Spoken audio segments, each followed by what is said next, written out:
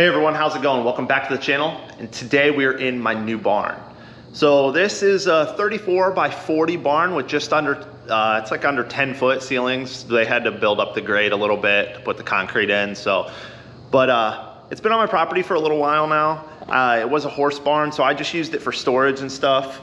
And cars came in here to die was the biggest joke. But we sealed off the back door, so we gotta metal that. And then over here, we took out the stall doors.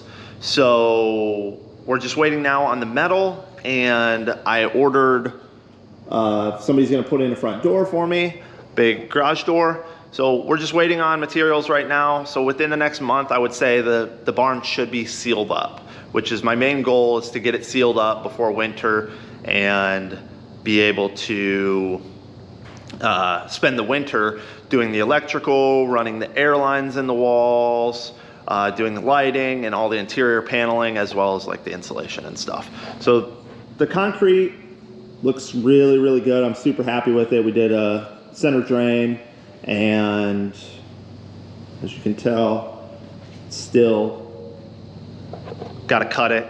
There should be here any day now to come cut it, but we'll go over a little bit what I've done. So we just put a man door in, new man door, nice sealed one. During transportation, I already dented it, so yeah, that's a win there. But besides that, 3/4 PEX ran from the house for water, and then this is 1/aught aluminum cable with #2 ground for the electrical.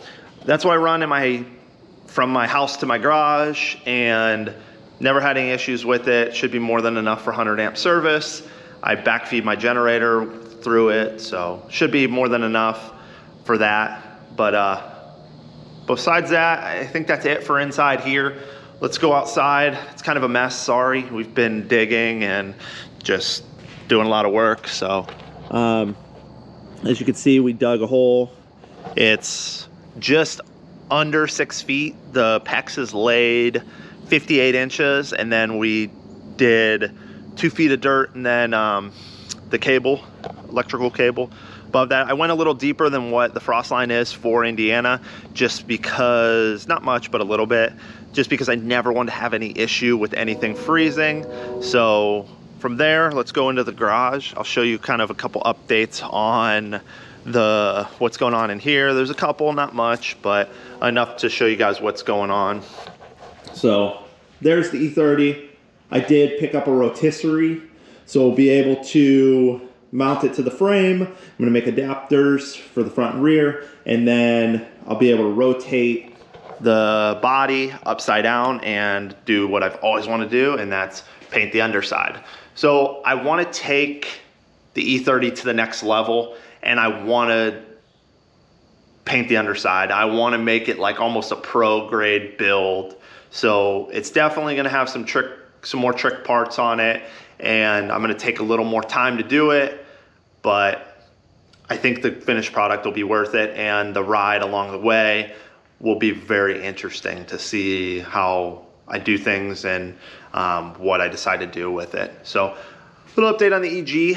I got a call last week that the head was done. I got the head done because I just wanted to make sure that it would be good. I didn't have any issues. The motor didn't have any issues whenever I bought it, but I took everything apart. So I was like, you know what, I'll spend a little bit of money, get a valve job done, make sure the surface is good of the head, and kind of go from there. So that's what I did, and should be able to go pick the head up within the next few weeks with the motor for the E30. So the motor is almost done for the E30 as well. The bottom end is what I'm waiting on getting put together. So that's kind of exciting. I'm going to be jumping between cars and the barn, but the barn is going to be top priority. So I know that kind of sucks for a lot of you guys that want to see these cars done, but the barn, I want to get it sealed up before winter, and then I want to be able to build these cars in the barn. So it makes the build for me more enjoyable, having more space. I'm going to have a lift in there, so it'll definitely be different. But that's it for this. I'm gonna have some updates on Felicia's 4Runner soon. We got some new parts for that. Should be here any day now. So besides that, I think that's it. Thank you guys for watching, and sorry there's no big updates for the cars, but I promise we'll get there. But I'm going to document the build of the barn. I think that'll be pretty interesting because it'll be kind of all do-it-yourself stuff, and I'm no expert, and I know a lot of people like the do-it-yourself stuff. So we'll go through that, and that's it. So thanks for watching. Please like and subscribe for more content. Till next time.